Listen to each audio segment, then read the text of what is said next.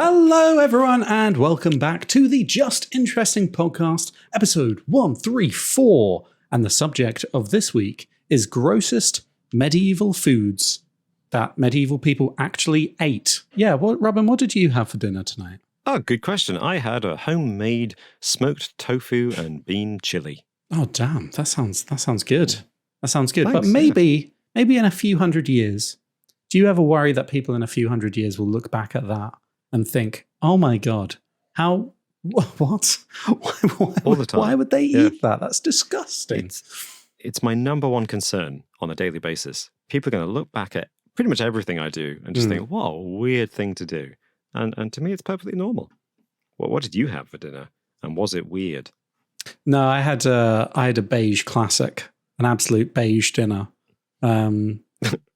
Just no, chicken fingers and chips. It was quality, delicious, quality, but also not very nutritious.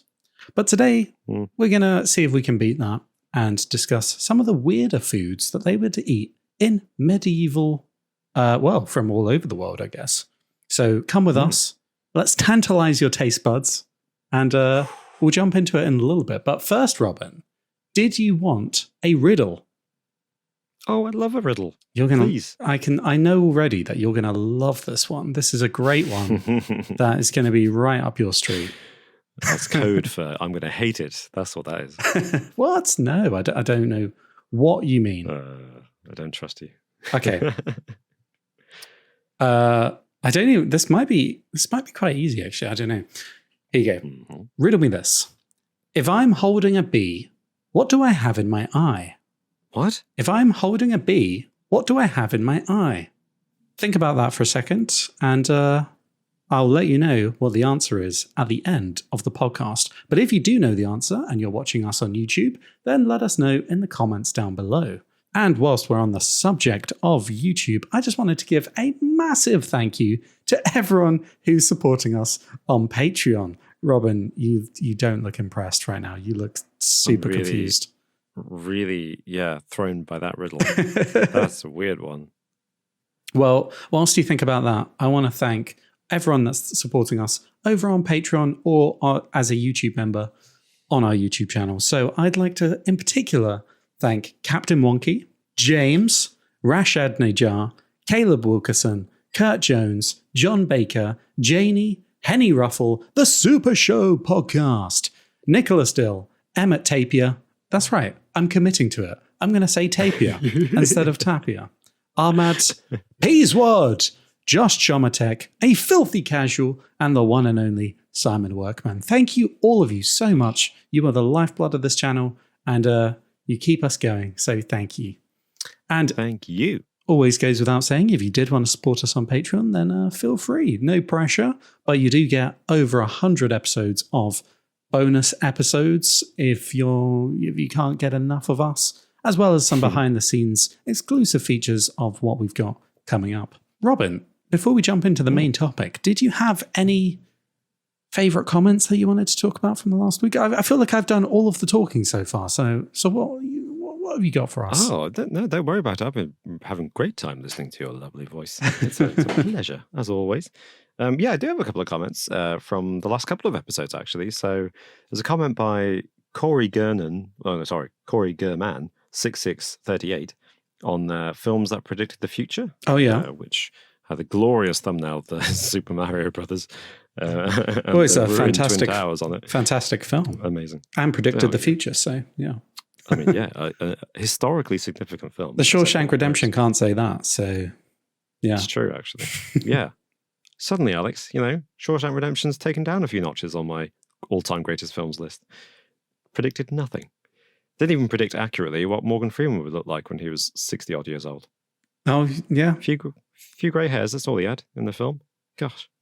Anyway, I don't know where I'm going with that. Corey Gurman 6638 says, had to pull over the car to comment this, so thank you. Safe driving. Very wise. Yes. Shock Treatment is not a sequel, it's an equal. Kind of like how some TV shows have episodes that are independent storylines. Also an effing amazing film. Awesome. Nice to meet a fellow fan, but also I'd not heard that before, but I like that idea of films that aren't so much sequels as companion pieces to whatever the original was. Are there any other In this case, examples you can think of that fit that? I know you'd ask me this. I should have come prepared, shouldn't I? What about? I mean, it is a sequel, but what about like Kill Bill Volume 1 and Volume 2? Because they're almost like they're quite different styles almost, but they work together very well. See, But they are just straight up. It is a sequel though. Yeah, it's the same story. It's the conclusion. Yeah. Volume 2 is the conclusion to the story that began in Volume 1. But you're right, stylistically, they're very different. Yeah, it's an interesting point. I think it's kind of like, it's not a sequel per se, but do you ever seen a Fish Called Wanda with John Cleese, Jamie Lee Curtis, Kevin Kline, and Michael Palin? No. Fantastic comedy from the 80s, like legendary. I think John Cleese won the Best Original Screenplay Oscar for it. And they teamed up 10 years later in the 90s to make a film called Fierce Creatures. Same cast, same writer, John Cleese. Completely separate film, but it's kind of a sequel because they're playing basically the same characters again. And that was called Fierce Creatures. And that's kind of an equal in the way that Shock Treatment is unequal, but the difference is that with Shock Treatment, it's the same characters returning, but completely different actors and in a plot that has nothing to do with the first film. Whereas Fierce Creatures is kind of a same actors playing similar, but not technically the same characters in a similar situation to A Fish Called Wanda. So that's almost like those anthology series that you get with TV shows. Yeah. So like the same actors come back, but they're playing different characters. Different setting. In fact, as you said that, I just thought the Muppet movies. Oh, of course. Yeah, the Muppets. Great example. Yeah. Yeah, they're all kind of sequels, but not really sequels because nothing carries over. Yeah. Or also, I mean, it's kind of not quite the same, but I want to say it anyway, just to get it in. The Fast and Furious films and Fast and Furious presents Hobbs and Shaw. So there you go. They're basically different characters in that film. Yeah, that's true. Hobbs and Shaw. Yeah. It's got Ryan Reynolds in it. It's got Rob Delaney. I forgot he's in that. Yeah. Yeah, bizarre. Hobbs and Shaw is like an all-out comedy. It's got Kevin Hart. It's just so, yeah. Yeah. Different, completely different. And it's got Superman, Black Superman, hasn't it? Idris Elba playing Brixton as the baddie. Fantastic. Oh my gosh. What a film. Go and watch it. This podcast is brought to you by Fast and Furious presents Hobbs and Shaw. No, we're not, sadly. Sadly, we're not. But would that we were. If The Rock or Vin Diesel are watching, then please reach out. Please. Yeah, please reach out. Please. I'm just putting it out there. Please do. What comments would you like to draw attention to, respond to? Well, I've got another comment from predictions, films that predicted the future from Desolator Magic, who says the best prediction of the future was Idiocracy, the film by, was it, I always get this mixed up. Was it Mike Judge or was it, no, it was the guy who did Don't Look Up. Adam McKay? Yeah. I get those two mixed up for some reason. I don't know why. Interesting. Who did Idiocracy? Mike Judge. Oh, it was Mike Judge. Yeah. Okay, cool. Yeah, it was Mike Judge, yeah. Yeah. What do you think about that? I wanted to raise that. That was a great shout. Yeah. As a prediction of the future, would you say Idiocracy? Or are you not that pessimistic? I think that, I mean, obviously, I think that's the thing. How do you judge it? Because obviously, it predicts a future, 500 years from now or something, or 500 years from whenever it was made in the noughties. So technically, it's not predicting the future because it's kind of come true already.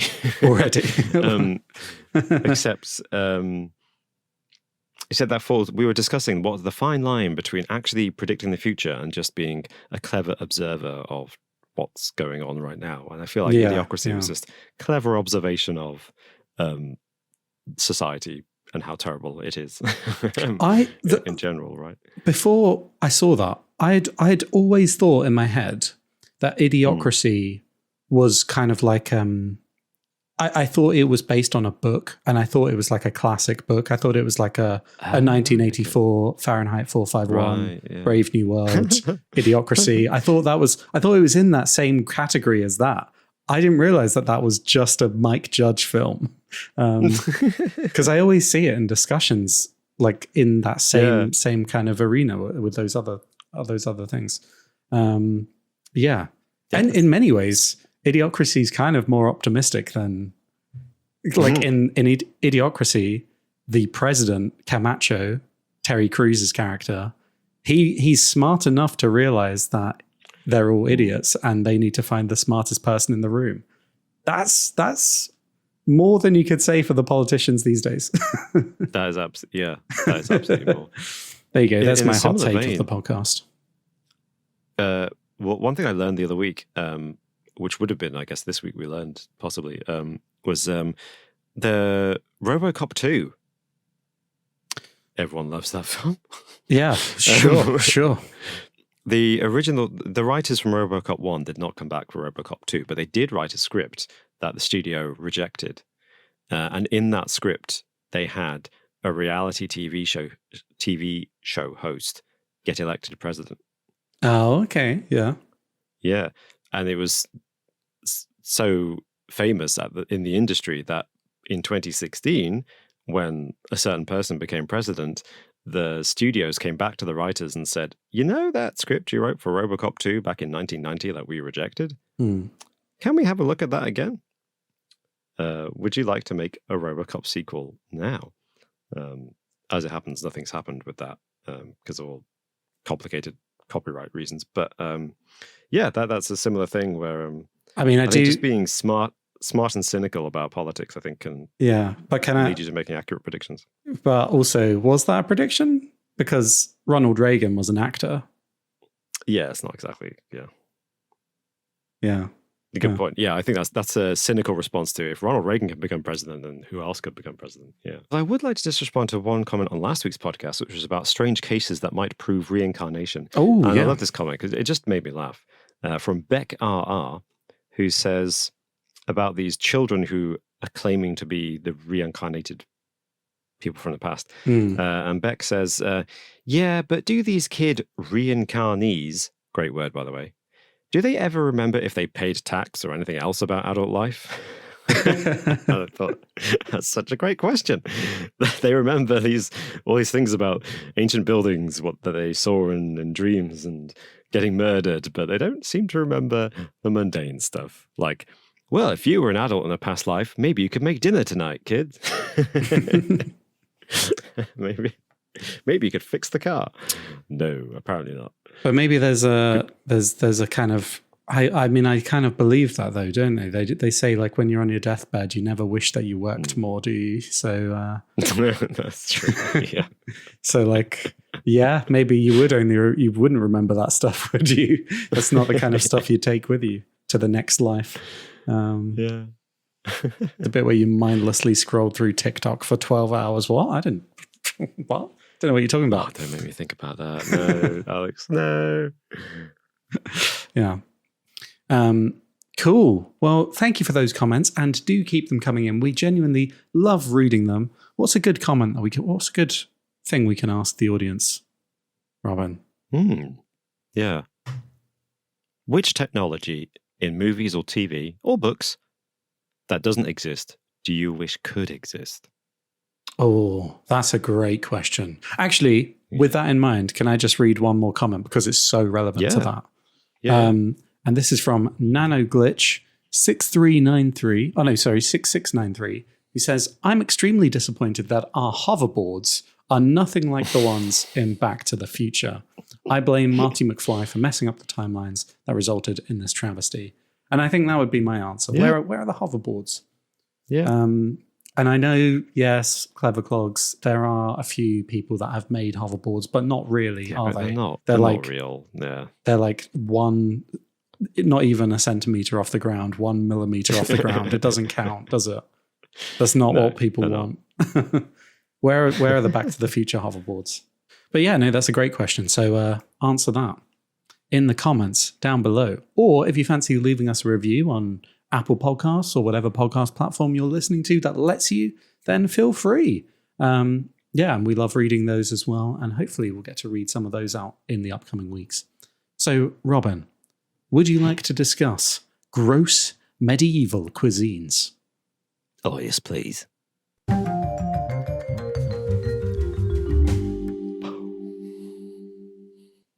So what did you have on your list? Where did you take me on a taste sensation, Robin? Ooh. Well, there's a theme to the recipes that I want to talk about, and I invite our listeners and people watching us on YouTube to try to figure out the common thing that connects the 3 recipes that I've got in mind that I'd like to discuss. But the first one is the cockentrice. The what? And this is Say that again. Cockentrice. Okay. Hello.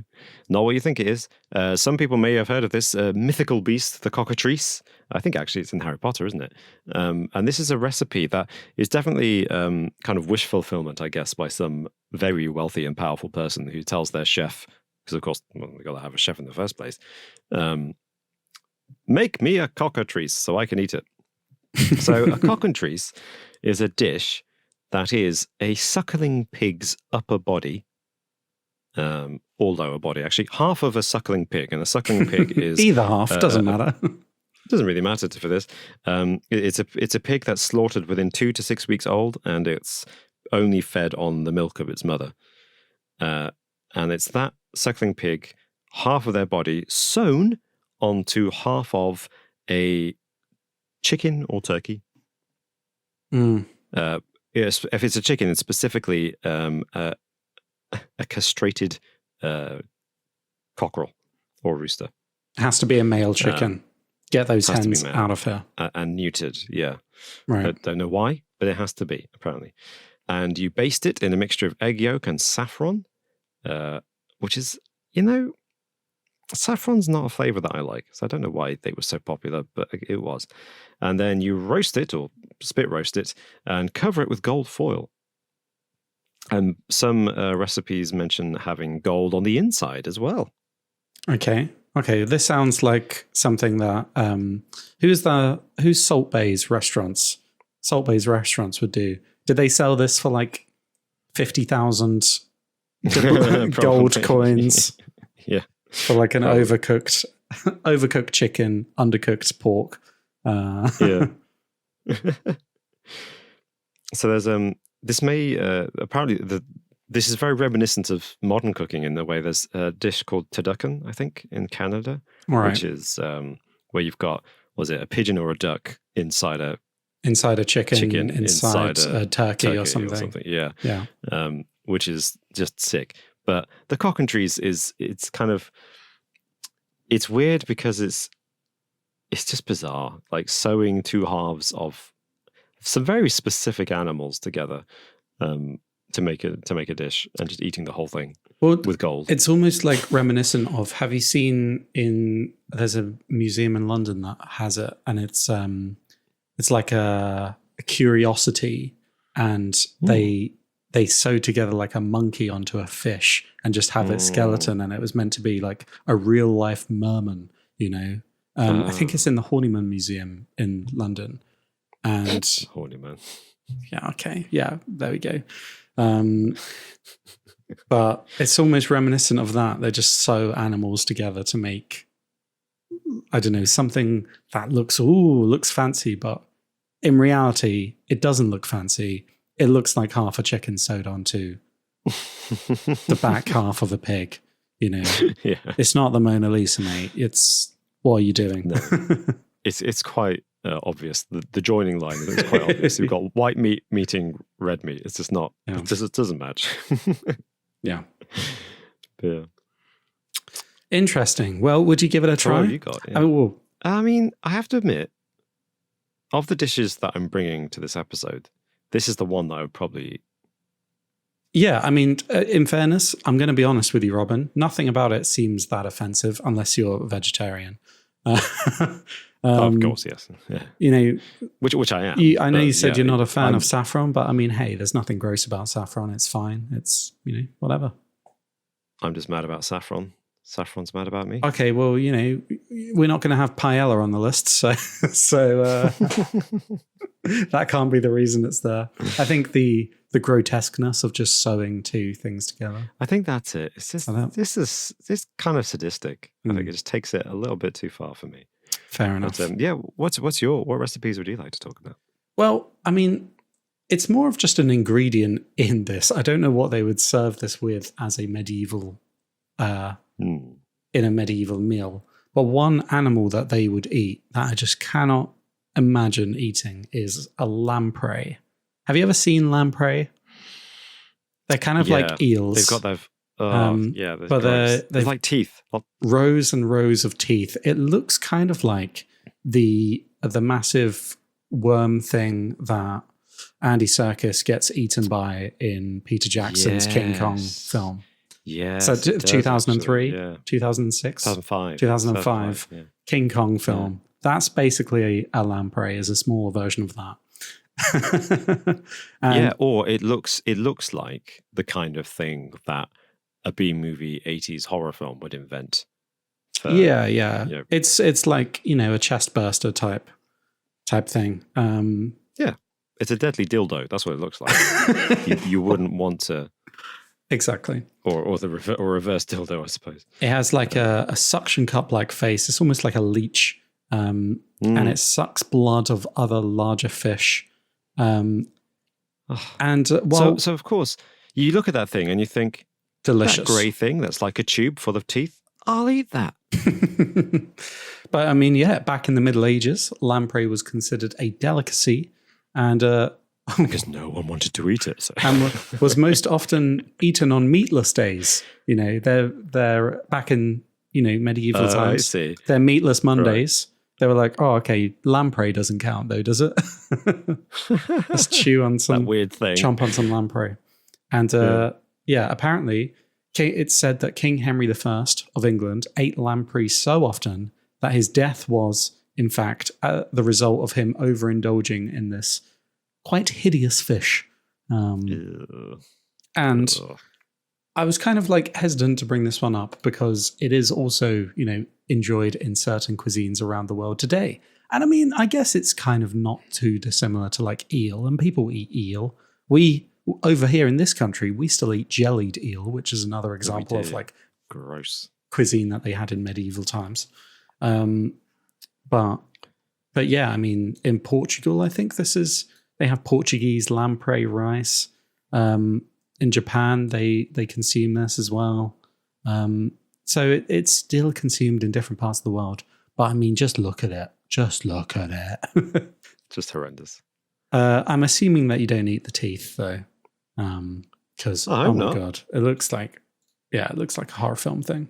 I mean, I'll be honest, Robin, my list of things is basically a list of different animals that they would eat. So what have you got? So I guess that's my running theme. Yeah.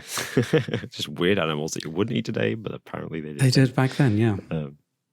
Well, my second one is just...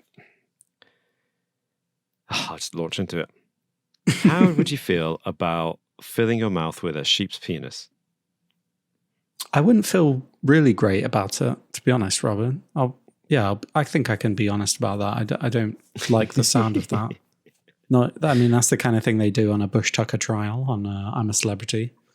But no, not really. Yeah. No, I think I'll pass. Yeah. So there's a Dutch cookery book from, I think, the 15th century that has a recipe for sheep's penis, which is... I'll just read it out loud. Okay. Well, in translation, obviously not in Dutch. I can't speak Dutch. Okay. Which is sheep's penis for the foodie. Wash it well. Good start. And turn them inside out. Then take ground saffron, the yolks of 10 eggs, and a spoonful saffron of milk. Again. You just don't like saffron. Is that the theme of saffron. yours? That's the theme. That's it. No, it's not. It's not saffron. Not intentionally, anyway. So you take your 10 egg yolks and a spoonful of milk and saffron. Temper with fat and stuff the penis, but take care that it's not overstuffed. Blanch it, then roast it. Sprinkle it with a powder of ginger, cinnamon, and a little pepper. And then there you go. You've really got to mask the flavor of it, is what I'm getting from this recipe. I mean, you've really got to hide it in like. Also, it starts with wash it well. Again, very wise. Turn them inside out, and then stuff them. And I'm just like, have you scraped out the penis? How is this working? How can you stuff it? Turn it inside out and stuff it. It's like a... There's only one way struggling. to find out, so stick around for our Patreon exclusive episode where Robin makes and consumes the sheep's penis with lots of saffron. So much saffron. No, we can't afford that. It's really expensive. Really expensive. Yeah, very expensive. And ginger and cinnamon just to top it off, which is a weird kind of sweet, spicy flavor. They loved putting cinnamon in things when it wasn't really appropriate and wasn't Christmas, didn't they? Yeah. Really not. Yeah. Imagine that. A nice glass of mulled wine and a stuffed sheep's penis. That's a hearty dinner. Would you eat that? No, Robert.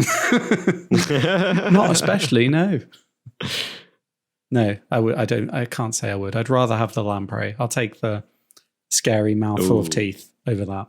I think that's the worst one so far. Yeah. Thank you. Yeah. I think so too. You're welcome. So what's yours? What's your next one? Well, you know how they say that, well, I mean, I don't know if they say this, but when the end of the world happens and, humanity is no more, what animal would inherit the earth?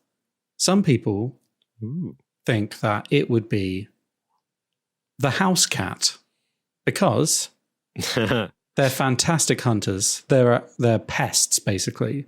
And they're kind of like, without our intervention, they do quite well in the wild, That's true. They're the one domesticated animal that can easily do without us. Yeah.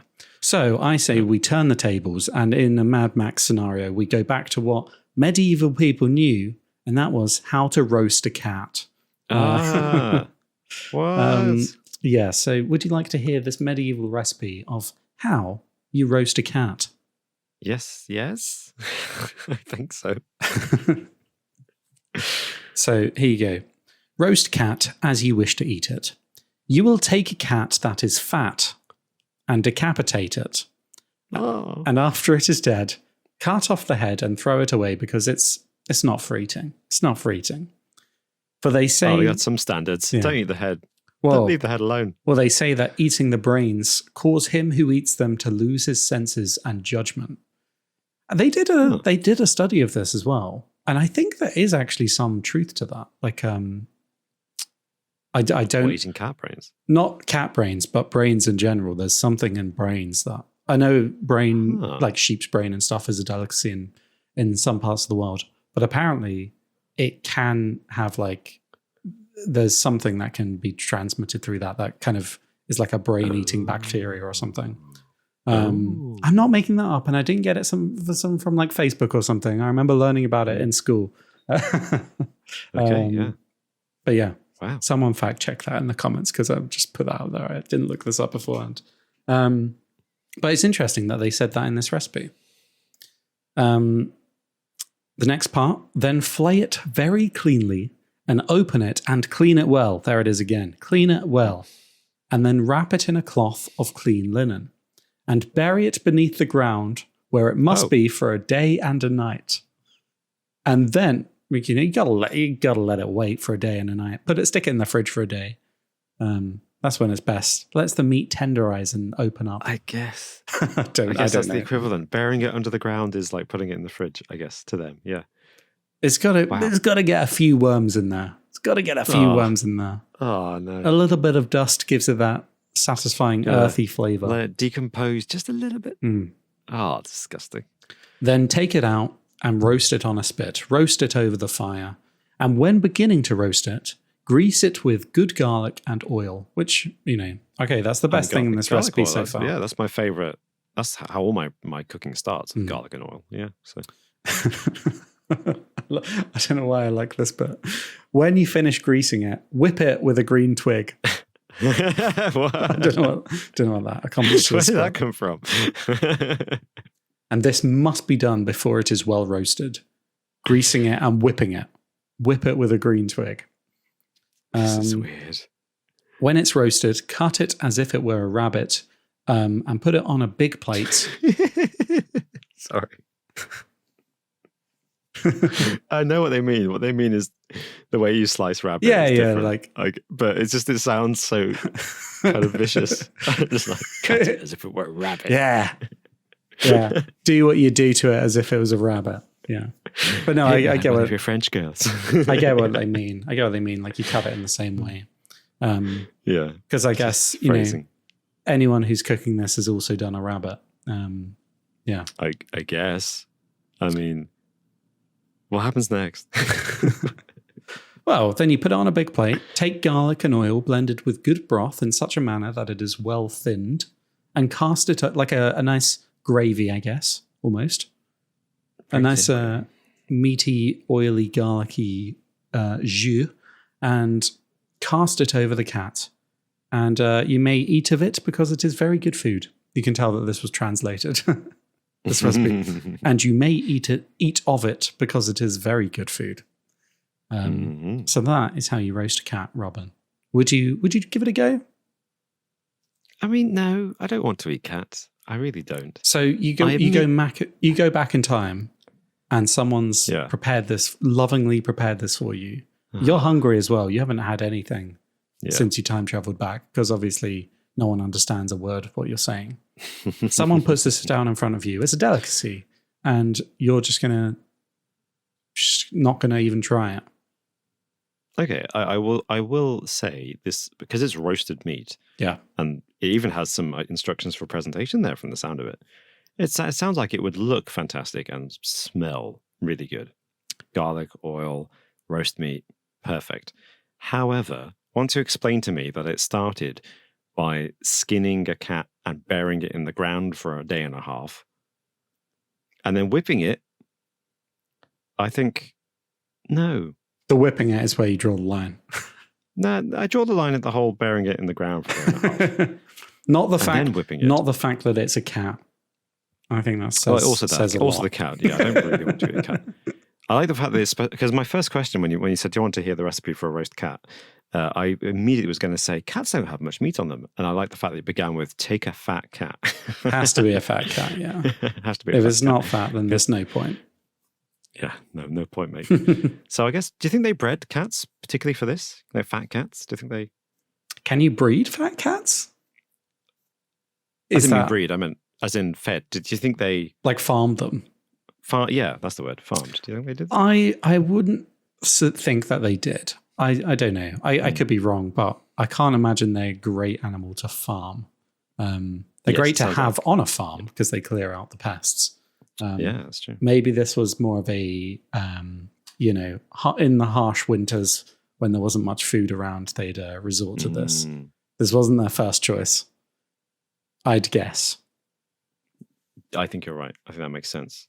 It's an act of desperation. But also, as you said at the beginning in your preface, a recognition that cats don't deserve to live just as much as every other animal. Yeah, I suppose. But Good also, food. I mean, you seem pretty defensive on the killing and eating cats there, Robin. Cat killer alert! Well, as we know, I have the Pope on my side, or a Pope on my side, from from the video Martin made all the way back a couple of years ago about killing black cats. Yeah, indeed. Well, are there any more that you've got for me? Yeah, I have one more. I'd love to know what you think of this. I don't know if you have come across this. You probably may have done. Have you ever tried cock ale? Cock ale. Cock ale.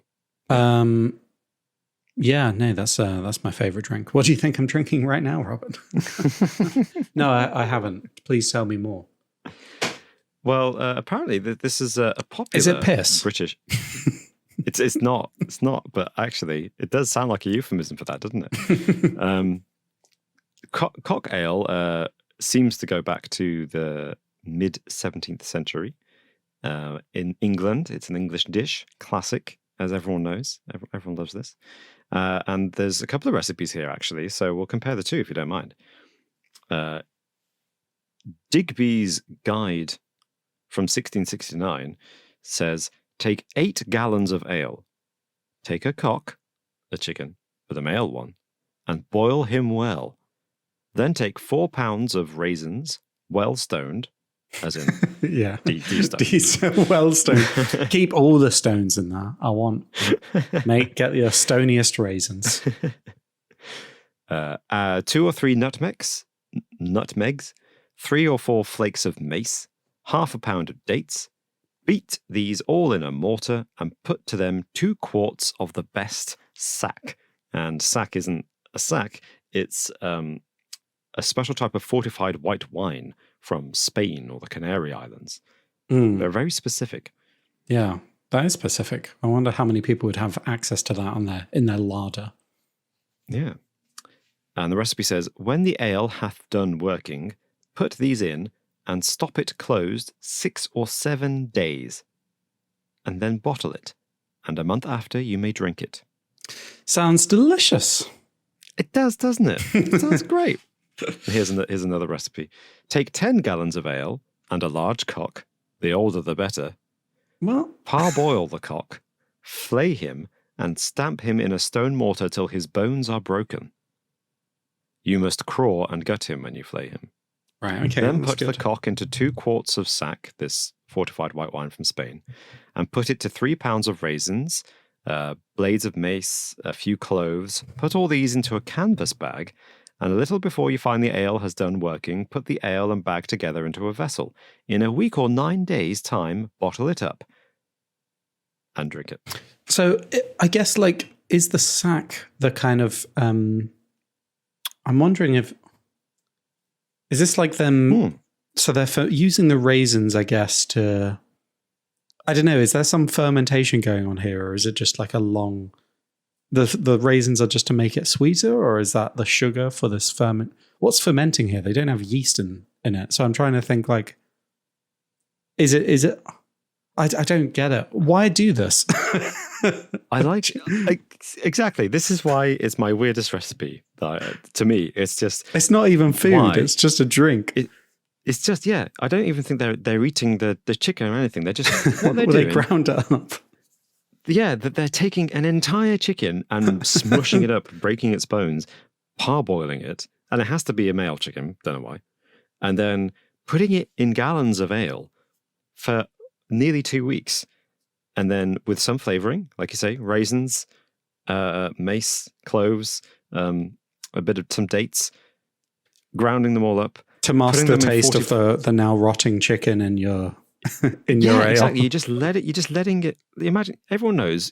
Firstly, boiled chicken, really not my favorite form of chicken. Like, almost the worst, in fact, I would say. Sure. Is that the issue in this, though? It's not the biggest issue, but what you're doing is you're taking the worst form of chicken. You're doing that thing where, you know what chicken's like when you leave it in the fridge for a day or two, and how it stinks out the fridge. You're doing that, but just in a barrel of ale for 2 weeks. And then, like you say, letting it rot, and then drinking the ale. Yeah. And I'm like, you're taking 2 things that on their own are fine. You know? Yeah. And then why are you combining them? And that's what I can't get my head around is, what is the purpose of this? Who decided? Okay, so I have a question. Okay. Do you think someone at some point, some weirdo said, what would be nice is if my ale tasted like 10-day-old boiled chicken? I feel like no, but I think this definitely arose in like a pub or a tavern. Someone's got a plate of chicken in front of them. So they're drinking ale. They're around the table with their mates, and they're thinking, like, they pop a bit of chicken in, then guzzle down some beer, and they're like, hey, that wasn't bad. I wonder if you could make an ale. This is when there are a few ales A deep. few pints in, yeah. I wonder if we could make an ale that tastes like chicken. And that's where I think they tried it. And then the first batch was obviously vomit inducing. So then they were like, this needs some sweetener. So they put a bunch of raisins in there, a bunch of cinnamon and whatever else they put in. Sounds terrible. That's actually much more plausible. That hadn't occurred to me. I was going either it was a real weirdo or it was similar scenario, pub that serves an inn that serves food, open keg of ale behind the counter. Some novice waiter accidentally drops a plate of flavored chicken into the barrel. I was like, oh shit. puts the lid back on, and then 10 days later, they start tapping the barrel and like, this tastes a bit funky. They open it up. Oh, there's some rotten cooked chicken in there. Yeah. Well, let's try that again. I think your explanation makes more sense, actually. I think, yeah. Because some drunk person. I honestly, like, I could see having a thought that stupid, like, at a pub at one point, you know, and then we having a chat with friends over like whether that would taste good, and us like getting really passionate about it as well. Coming down on two sides of it would be terrible or it would be amazing, and then it has to culminate in us actually going back and trying it. So yeah, I mean, I can see how this would play out. I'm glad you nice. But would you try it if someone offered you this? By the way, this is a normal pint of ale. I mean, it's perfectly serviceable, drinkable ale, flavored with the meaty, rotting. Well, it sounds chicken. Like it could make you throw up, as in like actually give you food poisoning. As long as it was safe, as long as it's like not going to make me die, I'd have a sip just out of curiosity. Yeah. Oh, that's a slippery slope. That's where you start. Become addicted to this stuff. Spend thousands of pounds on your custom-made cock ale. I can only go to venues that serve cock ale. Yeah. Yeah, they don't have it in the Wetherspoons, so yeah. Although you think maybe of all the places in the Britain to serve it, it might be Wetherspoons. I do wonder if there's any. Craft beer is massive, obviously, right now, and a lot of those craft breweries are looking for, some kind of edge, some kind of like a interesting niche. I wonder if there's any out there that are brave enough to give this a go and actually see if they can market it and sell it. I think you're right. It's going to happen because we've already got all those weird stouts that are like chocolate milkshake stout. Yeah, they sound delicious. Yeah, this doesn't. There's like a vast chasm between chocolate milkshake stout and cock ale. Oh. So have you got any more? Well, there's one that I've just seen that I want to talk about. Well, very briefly, just because I think it culminates everything nicely. The name of the recipe is garbage. Beautiful. And what? I do wonder, like, where does that come from? Because the recipe is basically, it's made from chicken's heads, feet, livers, and gizzards. Basically everything that is just what they didn't eat from, the animal. Everything that was basically chucked away or made into stock or something. They would take this and stew it in broth, pepper, cinnamon, cloves, mace, parsley, and sage. Bread served with ginger, salt, and the pièce de résistance, saffron. Oh no, what? But it was basically just, is garbage, what's the etymology of the word garbage? Like, well, actually, is it just a mishmash of things?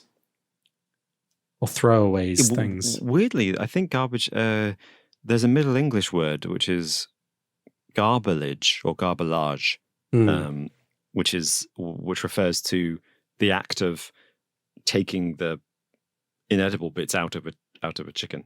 Oh, well, there you go. Or birds. That makes sense. Garbelage. Yeah, and spices. I think it's taking all the waste bits, like the skin from the spices and the rinsing out the guts of a chicken and stuff like that. So maybe it comes from that. Garbage. So so that's that's it basically.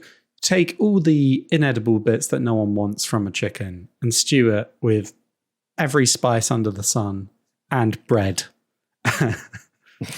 And then just stick that in your gob. Would you try that? No. No, not really. No, I wouldn't. But it's a classic poor man's dish, that is, isn't it? That's a classic, sounds like it, yeah. Just using up waste stuff because we have nothing else. We're not going to waste a single crumb of all this stuff we've got. It's funny because now that adds a new meaning to the whole like complaining. Oh, this is garbage. This tastes like garbage. It's like specifically, this tastes like chicken's heads combined with all these spices and bread. Do you know what, though? I've said all that, but have you seen that video where Jamie Oliver makes chicken nuggets in front of a bunch of kids? I haven't actually. And it's like the most monumental backfire, because what he's trying to say is like all the kind of gross bits of a chicken goes into chicken nuggets. Yeah. And he blends up the carcass, like the whole carcass, chicken feet and everything, blends it all up. And then makes chicken nuggets, like, because he's a professional chef, basically makes gourmet chicken nuggets out of it. And then it's like, right, who'd eat that then, now that you know what's in it? And all the kids put their hands up. I've not seen that. So, I mean, amazing. But the point is, I reckon all of this stuff still goes into the foods that we eat nowadays. Or like, sliced processed meats probably have some chicken heads and stuff in it. In fact, even the bread bit. But it's just less noticeable for us because it's obviously like processed and, Yeah, we're 15 steps removed from the manufacturing. Exactly. Yeah. So I think coming full circle back round in a few hundred years' time, they're going to look at, people in the future are going to look at, I don't know, what's the grossest kind of processed meat that we can imagine nowadays? What was that one that people had in their sandwiches? It was like had a smiley face on the ham slices. It was like ham. Yeah, the was bear. It ham? Was it chicken? I actually don't know what meat that was. Right? And look at us judging this. Yeah, what was it? It was like a smiley bully bear or something, wasn't it? But yeah, it was dark. I see it was different shades. That was it. Now that I think about it, clearly dyed, like Billy color bear. dyed meat. Billy bear sliced sausage meat. Yeah. Oh, sausage meat was it? Okay. Yeah. I mean, that's still. There's no promise of what animal that comes from. Sausage meat. Or is that? Yeah. So, I mean, after all that, I think maybe the conclusion is maybe we're just being a bit judgy.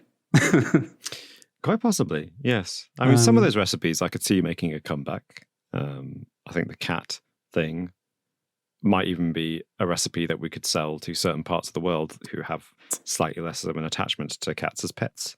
No, the cat ship has sailed. You can't. Cat, I think of all the ones on this list, cats are the least likely to. You think? Yeah, okay. But also just from a practical point of view, like I can't imagine you get much meat on a cat. Even the recipe was like has to be a dish fat in the world. Cat. Not because people won't eat cats, but because cats are just so hard to catch to then put into this meal. Yeah, but I mean, let us know what you think. Would you have tried any of these recipes? Which one do you think was the worst? And were there any important ones that you think we missed off the list? Let us know in the comments down below. What's the answer to the riddle? Oh yeah, okay. I'm going to enjoy this. Okay. So do you want me to read it out again? Yes, please. Yes, please. If I'm holding a bee, what do I have in my eye? Do you know the answer? A sting. No, you don't have a sting. Okay, the answer is beauty, because beauty is in the eye of the beholder.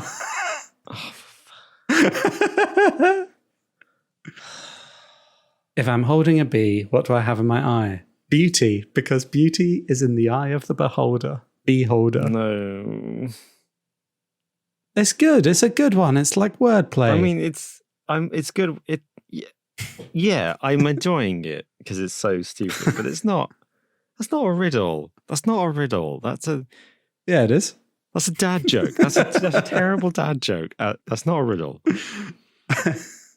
Oh man, beauty's in the eye of the beholder. Oh. I'm going to see that in my Christmas cracker this year. Okay. I'll find that. Yeah. Oh. Yeah. Thanks for finding it. That was good. I really enjoyed that one. Let me know in the comments as well if you managed to get that answer. I feel so stupid. I didn't get that. I feel so stupid. Well, thank you so much for joining me, Robin. It's been a lovely discussion. I'm feeling a bit peckish, beautiful. So I'm going to go and make some garbage, I think. Oh, I'm actually feeling a bit sick now. We've talked about all that stuff. Oh, I'm sorry. Too much cock ale, I guess. Yeah, you have to hold back on the cock ale. Cool. Well, thank you everyone so much for tuning in, and we shall see you next time. Bye for now.